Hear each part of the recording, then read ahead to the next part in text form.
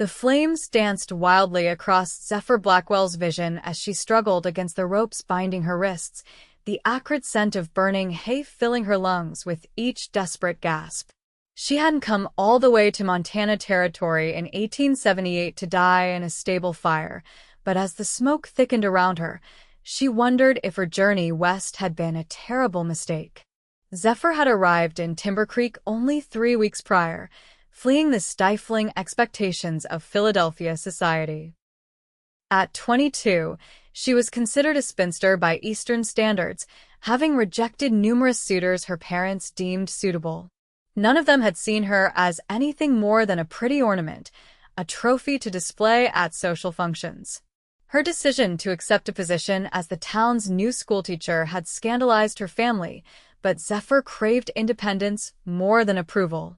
The territorial town had welcomed her warmly enough, though she quickly realized that life on the frontier demanded a resilience she wasn't sure she possessed. The schoolhouse was little more than a shack, her living quarters barely adequate, and the townspeople's rough manners a stark contrast to the refined society she'd left behind. As the smoke grew thicker, Zephyr's thoughts scattered like startled birds. How had she ended up here, bound and trapped in Hargrove's stable? The wealthy rancher had made his intentions clear from the moment she arrived. He wanted her as his wife, regardless of her feelings on the matter. When she'd publicly rejected his proposal at the town social, his eyes had grown cold with a dangerous promise. Consciousness began to slip away as the smoke filled her lungs. Through watering eyes, she thought she saw a silhouette moving through the haze, tall, broad-shouldered, determined. A hallucination born of desperation, surely. Then strong hands were on her shoulders, a deep voice cutting through her panic. "Stay with me, Mississippi. Just stay with me." The ropes fell away from her wrists, and suddenly she was being lifted, cradled against a solid chest. She felt the rush of movement, heard the crash of breaking wood, and then blessed cool air filled her lungs. Zephyr coughed violently, her body desperate to expel the smoke as she was laid gently on the ground some distance from the burning stable. When her vision finally cleared, she found herself staring into eyes the color of a summer storm, intense, concerned, unfamiliar. "You're out. You're breathing." The cowboy's voice was rough with exertion, his face smudged with soot. "Just keep breathing, Mississippi." "Who?" she managed before another coughing fit overtook her. "Colton Thornton, madam. Town marshal." He removed his bandana and offered it to her. "Wipe your face with this. There's water in my canteen." Zephyr took the cloth with trembling fingers. "How did you know I was in there?" Marshal Thornton's expression darkened. "One of Hargrove's men had an attack of conscience. Said his boss had you taken after the social." He glanced back at the stable, now fully engulfed in flames. "Though I reckon Hargrove didn't plan on the fire. That was just bad luck with a fallen lantern." Shouts rose from the direction of town as people noticed the blaze. Colton helped Zephyr to her feet, his hand steady beneath her elbow. "Can you walk? We need to get you to the doctor." Zephyr nodded, though her legs felt like water beneath her skirts. "I'm the schoolteacher," she said, as if he might not recognize her beneath the soot and dishevelment. A hint of a smile touched his lips. "I know exactly who you are, Miss Blackwell. The whole town's been talking about nothing else since you arrived." The next day found Zephyr in the small room she rented above the general store, a blanket wrapped around her shoulders despite the summer heat. Dr. Winters had treated her for smoke inhalation and prescribed rest, but sleep eluded her. Every time she closed her eyes, she saw flames and felt the crushing weight of smoke in her lungs. A knock at her door startled her from her thoughts. She wrapped her shawl more securely around her shoulders and opened it to find Marshal Thornton standing there, hat in hand. "Miss Blackwell," he said, nodding politely. "I hope I'm not disturbing you." "Not at all, Marshal." She stepped back to allow him entry, suddenly conscious of her disheveled appearance. "Please come in." Colton entered cautiously, as if stepping into a church rather than a spinster schoolteacher's lodgings. His height seemed more pronounced in the small room, forcing him to duck slightly beneath the low-ceiling beams. "I wanted to check on your condition," he said, his eyes sweeping the room before settling back on her face. "And to inform you that Calvin Hargrove has been arrested for kidnapping and attempted murder." Relief washed over Zephyr like a cool mountain stream. "Thank you," she whispered. "No need to thank me, Miss Blackwell.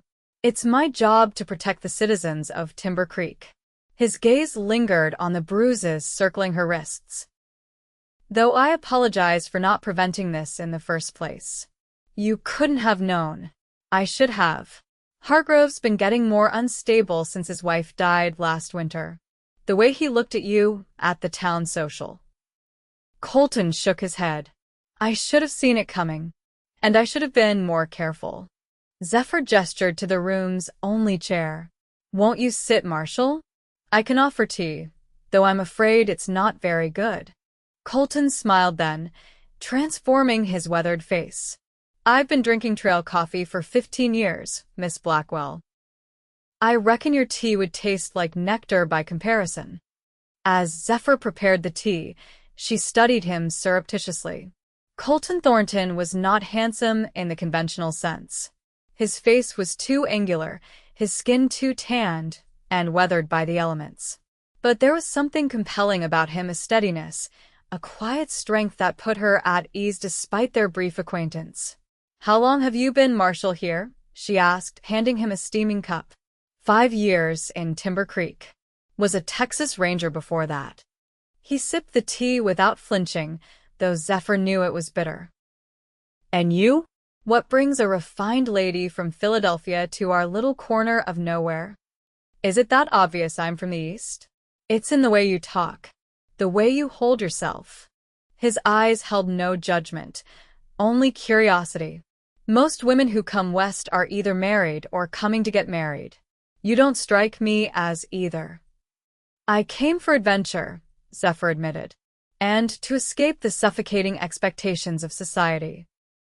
My parents had my life planned out: marriage to a suitable gentleman, a house in the right neighborhood, children raised by nannies while I attended teas and charity functions." She shook her head. "I wanted more. And you found it in a one-room schoolhouse in Montana Territory?" There was a hint of amusement in his voice. "I found freedom," she corrected. "Or I thought I had, until yesterday." Colton set his cup down, his expression turning serious. "Hargrove will face trial, but his influence runs deep. He owns half the businesses in town and employs most of the men. There might be trouble. Are you suggesting I leave?" Zephyr felt disappointment settle in her chest. "No, madam. I'm suggesting you be careful." He stood, towering in the small room. "And perhaps consider allowing me to escort you to and from the schoolhouse, at least until things settle." The offer surprised her. "I wouldn't want to impose on your duties, Marshal." "It would be my pleasure, Miss Blackwell." His smile returned, smaller but no less genuine. "Consider it part of keeping the peace in Timber Creek." After he left, Zephyr sat for a long time, turning her teacup in her hands and replaying their conversation. She'd come west seeking independence, yet here she was accepting protection from a man she barely knew. The irony wasn't lost on her, but neither was the flutter of excitement she felt at the prospect of seeing Marshal Thornton again. Over the following weeks, Colton became a constant presence in Zephyr's life. True to his word, he escorted her to and from the schoolhouse each day, occasionally lingering to help her carry books or repair a broken desk.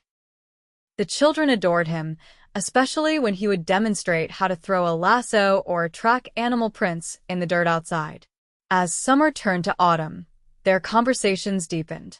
Zephyr learned about Colton's childhood on a small ranch in Texas, how he'd lost both parents to fever when he was 16, and his subsequent years drifting before finding purpose as a lawman. In turn, she told him of her sheltered upbringing, her love of literature, and her dream of someday writing stories of her own. "You should write about the West," he suggested one evening as they walked back to her lodgings. Not the tall tales and dime novels that make us all out to be heroes or villains, but the real stories. Like yours? Zephyr asked, glancing up at him. Colton chuckled. Mine wouldn't sell many copies, I'm afraid. Too much sitting around waiting for something to happen, punctuated by brief moments of excitement. I think you underestimate how interesting you are, Marshal Thornton. His eyes caught hers, holding her gaze longer than propriety allowed. Colton, he corrected softly. I think after surviving a fire together, you might call me Colton. Colton, she repeated, liking the way it felt on her tongue. Then you must call me Zephyr. The trial of Calvin Hargrove was set for October. As the date approached, tension in Timber Creek mounted. Hargrove's supporters, men who depended on him for their livelihoods, grew increasingly hostile toward Zephyr, seeing her as the cause of their employer's troubles. One afternoon, as school let out, Zephyr found the words Eastern Whore scrawled across the schoolhouse door. She managed to erase it before the children saw, but the incident left her shaken. When Colton arrived to walk her home, he immediately sensed something was wrong. What happened? He demanded, his hand instinctively moving to the revolver at his hip. Nothing worth mentioning, Zephyr said, forcing a smile. Just a childish prank. But Colton wasn't fooled. His eyes scanned the schoolyard, noting the freshly scrubbed door. Hargrove's men. Zephyr sighed. Most likely. It's nothing really. Sticks and stones, as they say. Words can hurt plenty, Colton said grimly. And they often precede sticks and stones. He took her arm, more protective than usual as they walked through town. I want you to stay with Mrs. Callahan tonight. Her house is closer to the jailhouse, and her husband was a deputy in his day. He still knows how to use a shotgun. That's not necessary, Zephyr protested, though fear coiled in her stomach. I can't let them intimidate me. It's not about intimidation. It's about keeping you safe. Colton's expression was unyielding. Please, Zephyr. Just until after the trial. The use of her first name, combined with the genuine concern in his eyes, weakened her resolve. Very well, but only for a few days. Mrs. Callahan welcomed Zephyr warmly, setting her up in a small but comfortable guest room. That night, as Zephyr prepared for bed, she heard voices downstairs, Colton's deep baritone among them. She crept to the top of the stairs, listening. Doubled the patrol around town, Colton was saying. Got 2 deputies watching Hargrove's ranch hands at the saloon. If they're planning something, we'll know. You think they'd really try something? Mr. Callahan asked. Hargrove's desperate. His lawyer came by today, said the judge from Helena has a reputation for hanging kidnappers. With Miss Blackwell's testimony. There was a pause. I'm not taking any chances. Zephyr retreated to her room, troubled by what she'd overheard. She'd known her testimony was crucial, but hadn't fully considered the desperation it might provoke in Hargrove and his men. The night before the trial, Zephyr couldn't sleep. She sat by the window of Mrs. Callahan's guest room, watching the quiet street below. A full moon illuminated the town, casting long shadows that seemed to shift and move in the gentle breeze. A knock at her door startled her. She opened it to find Mrs. Callahan, her face tight with worry. Marshal Thornton's downstairs, the older woman whispered. Says he needs to speak with you urgently. Hastily wrapping a shawl around her nightgown, Zephyr hurried down to find Colton pacing the small parlor. He stopped when he saw her, his expression grave. Hargrove's escaped. The words hit Zephyr like a physical blow. How? 2 of his men created a distraction. Fire at the far end of town. Colton's jaw tightened. By the time we realized it was a ruse, they'd broken him out of the jail. Knocked my deputy unconscious. What happens now? Zephyr asked, fighting to keep her voice steady. I've sent word to the territorial marshal and organized a posse to track them. Colton stepped closer, his voice dropping. But I'm concerned they might come after you first. revenge, or to stop you from testifying when they catch him again. Fear clutched at Zephyr's throat, but she forced it down. What should I do? I need to get you somewhere safe. Somewhere they won't look. His eyes held hers. Do you trust me, Zephyr? With my life, she answered without hesitation. Then get dressed and pack only what you need. We leave in 10 minutes. As Zephyr hurried to prepare, her mind raced. In Philadelphia, danger had meant social embarrassment or, at worst, a carriage accident. Here, it meant men with guns and grudges, willing to kill to protect their interests. Yet strangely, she wasn't sorry she'd come west.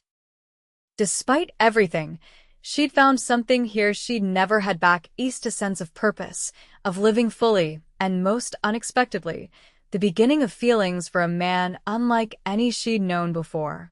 Colton was waiting with 2 horses when she came downstairs. They rode out of town under cover of darkness, taking a deer trail into the foothills that rose to the west of Timber Creek. Where are we going? Zephyr asked as the town disappeared behind them. I have a cabin, Colton replied, keeping his voice low though there was no one to overhear. Built it when I first came to these parts, before I took the marshal's job. Few people know about it. They rode for hours, the trail growing steeper and more difficult. Zephyr, though an adequate rider, found herself struggling to keep pace. Sensing her fatigue, Colton slowed their pace. Not much farther, he assured her. There's a stream just ahead where we can rest the horses. The stream was a ribbon of silver in the moonlight. While the horses drank, Colton helped Zephyr down, his hands lingering at her waist longer than necessary. You're doing well, he said, his voice gentle. Most city ladies would be complaining by now. I'm not most city ladies, Zephyr reminded him, trying to ignore the fluttering in her stomach at his proximity. No, he agreed, his eyes serious in the moonlight. You're not. They reached the cabin just before dawn. It was small but sturdy, nestled against a rocky outcropping that protected it from the worst of the mountain winds. Inside was sparse but clean: a table and chairs, a cast-iron stove, a narrow bed in one corner, and various supplies hanging from the walls. It's not much, Colton said, lighting a lamp, but it's secure. No one will find us here. Zephyr looked around, taking in the simple dwelling. It's perfect. She sank into one of the chairs, exhaustion finally catching up to her. How long will we need to stay? A day or 2. Just until they capture Hargrove. Colton busied himself starting a fire in the stove. My deputies know to send word once it's safe. And if they don't catch him? Colton paused, then continued his work. They will. Hargrove may have money and men, but he's not a frontiersman. He won't last long in the wild. As the cabin warmed, Colton prepared a simple meal from his supplies: beans, jerky, and coffee so strong it made Zephyr's eyes water. They ate in comfortable silence, the events of the day and the long ride having drained them both of conversation. You take the bed, Colton said when they'd finished. I'll sleep by the door. Zephyr wanted to protest, to insist he take the bed while she used the bedroll he'd laid out, but exhaustion won out. She was asleep almost before her head touched the pillow. She woke to the smell of coffee and the sound of Colton moving quietly around the cabin. Sunlight streamed through the single window, indicating it was well into morning. I let you sleep, he said when he noticed she was awake. Figured you needed it after last night's ride. Zephyr sat up, suddenly conscious of her rumpled appearance. Thank you. I didn't realize how tired I was. Breakfast is simple, I'm afraid. More beans, and the last of the biscuits Mrs. Callahan packed for us. He handed her a tin plate. We can hunt later if you're up to it. The day passed slowly. Colton showed Zephyr around the immediate area surrounding the cabin, the stream where they could refill their water, the best spots for gathering wild berries and edible plants, the ridge that offered a view all the way back toward Timber Creek. You know a lot about living off the land, Zephyr observed as they returned to the cabin, their hands full of late-season berries. Had to learn young, Colton replied. After my parents died, I spent a few years just drifting. Worked cattle drives, did some trapping up north. You either learn or you starve. It must have been lonely. He glanced at her, something unreadable in his expression. It was. Still is sometimes. Is that why you became a lawman? To be part of a community. Partly. Colton paused at the cabin door. Mostly it was because I was tired of seeing the strong prey on the weak. Wanted to do something about it. Like rescuing school teachers from burning stables? Zephyr asked, a smile playing at her lips. Like that, he agreed, returning her smile. Though that was a first, even for me. As evening approached, a nervous energy settled over them both.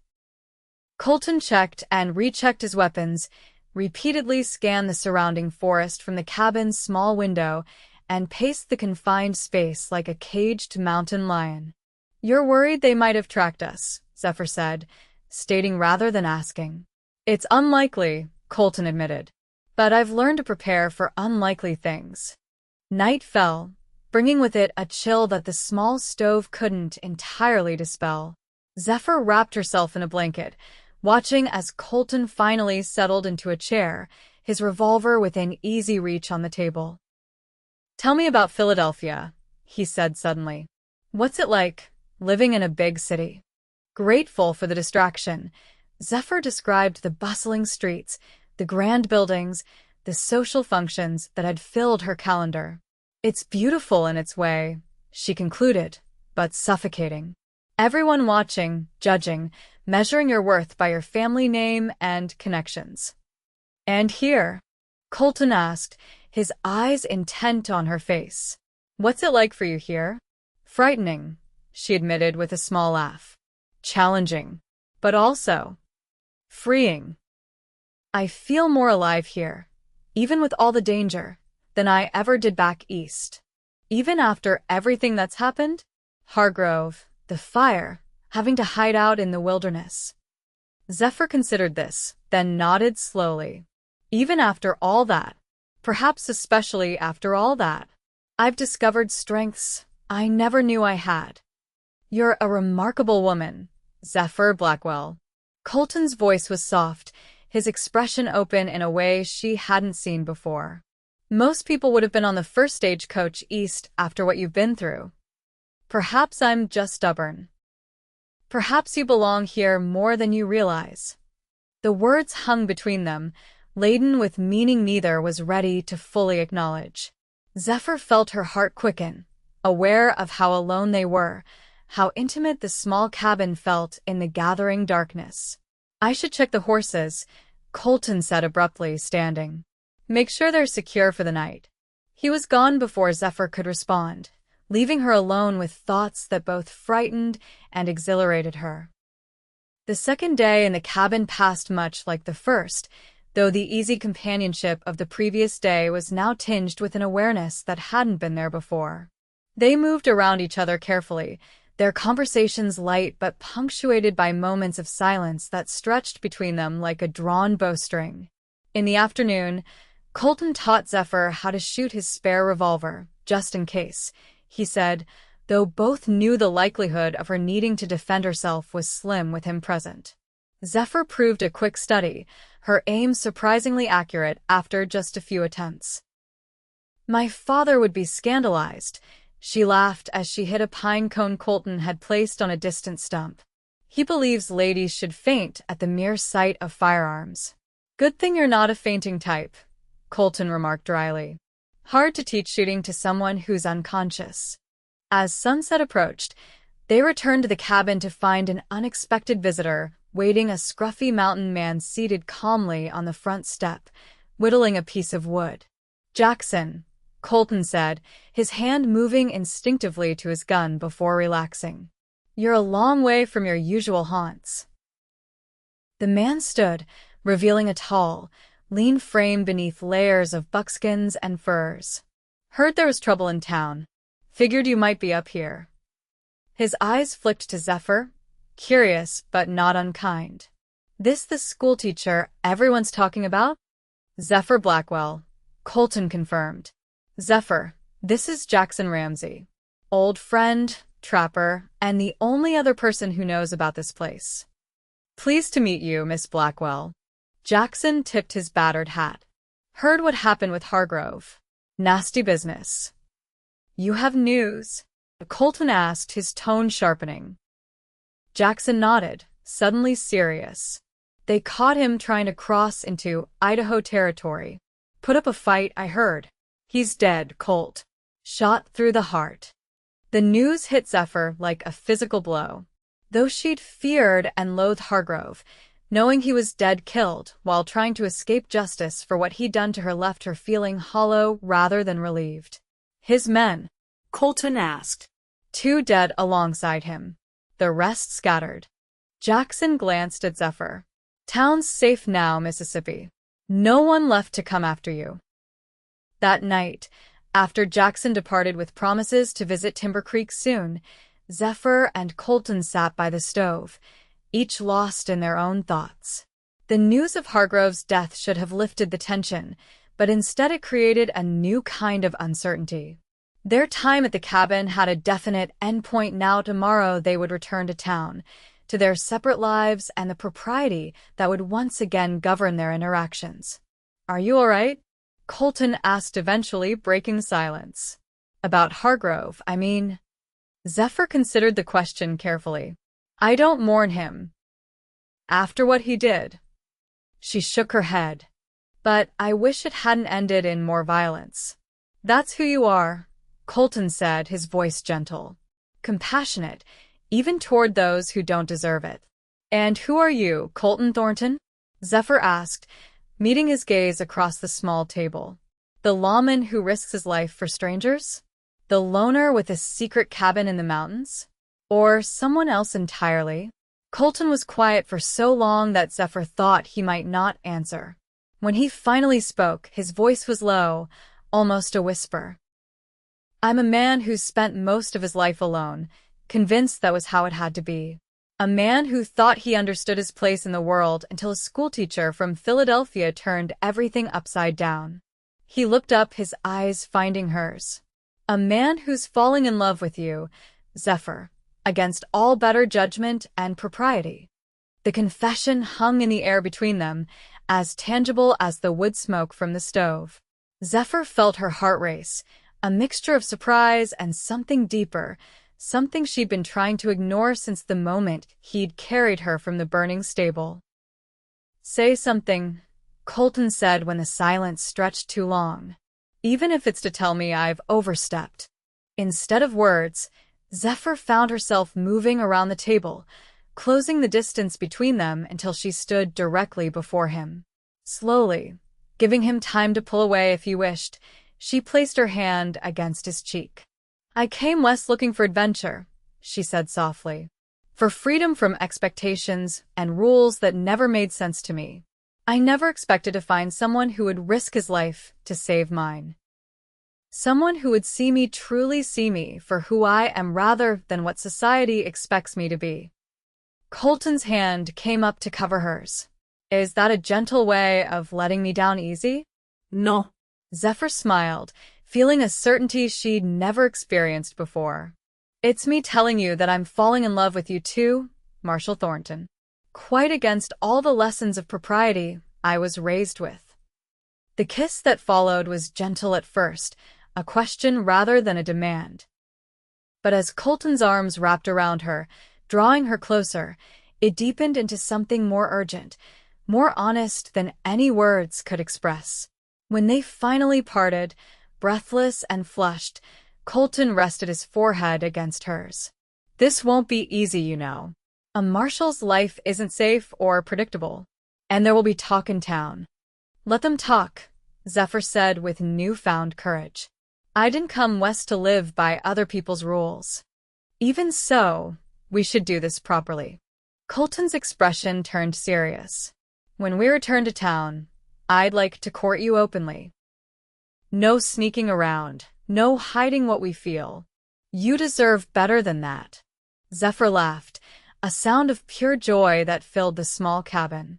Always the lawman, even in matters of the heart. Especially in matters of the heart, he corrected, smiling. Some rules are worth following. They returned to Timber Creek the next day, riding side by side down the main street as townsfolk stopped to stare and whisper. News of Hargrove's death had preceded them, as had speculation about where the marshal and the schoolteacher had disappeared during the manhunt. Colton, true to his word, made his intentions clear from the start. He escorted Zephyr to church on Sundays, took her to dinner at the hotel restaurant, and visited the schoolhouse often enough that the children began to tease their teacher about her beau. The gossip faded as autumn turned to winter, replaced by genuine affection from most of the townspeople. They'd seen how Colton had risked everything to protect Zephyr from Hargrove, and how she had stood firm in the face of threats and intimidation. In a place where courage and loyalty were valued above all else, their romance was ultimately viewed as fitting rather than scandalous. On Christmas Eve, with snow falling gently outside the newly built church, Colton proposed.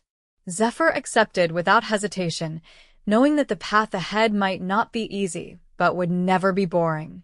They were married in the spring, as wildflowers began to carpet the meadows around Timber Creek. The entire town turned out for the celebration, even those who had once worked for Hargrove. Jackson Ramsey emerged from the wilderness to serve as Colton's best man, cleaned up so thoroughly that Zephyr barely recognized him.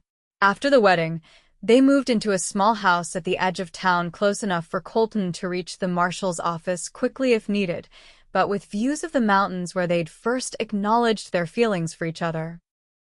As they stood on the porch of their new home that first evening, Colton's arm around her waist, Zephyr thought about the journey that had brought her here from the stifling parlors of Philadelphia to a burning stable to this moment of perfect contentment.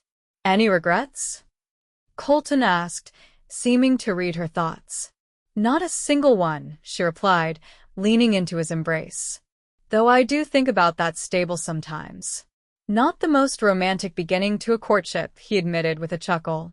"I disagree." Zephyr turned in his arms to face him. "You said something that day that I'll never forget. After you carried me out, when I could barely breathe, you said, 'You're out. You're breathing.' It wasn't just about the smoke, was it?" Colton considered this, his eyes softening with memory. "Maybe not. Maybe even then, I saw something in you that was fighting to break free. Not just from that stable, but from everything that had been holding you back." "And now I'm breathing," Zephyr whispered, rising on tiptoes to kiss him. "Truly breathing, perhaps for the first time." As stars appeared in the darkening sky above Timber Creek, Marshal Colton Thornton and his schoolteacher bride began their life together, two souls who had found in each other not just love, but the courage to face whatever adventures lay ahead in the wild, unpredictable West they both now called home.